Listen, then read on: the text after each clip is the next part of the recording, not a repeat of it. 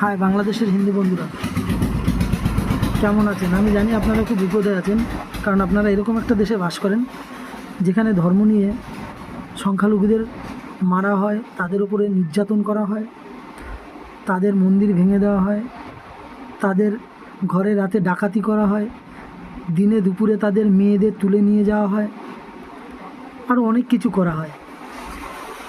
এখনও আমি বাংলাদেশের মুসলিমদের সাবধান করে দিচ্ছি যে দেখুন, আমাদের এখানের মানুষজন ভালো, বা আমরা হিন্দুরা যথেষ্ট ভালো, না হলে আজকে আপনাদের নিঃস্ব করতে 2 মিনিট সময় লাগে না আমাদের ভারতের।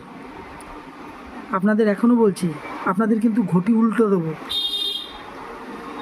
যদি বাঁধ ছেড়ে দিই, ফারাক্কা বাঁধটা যদি ছেড়ে দিই, তাহলে 2 মিনিট সময় লাগবে, আপনারা ভেসে ভেসে চায়না চলে যাবেন, আপনার বাবার বাড়ি পাকিস্তান চলে যাবেন।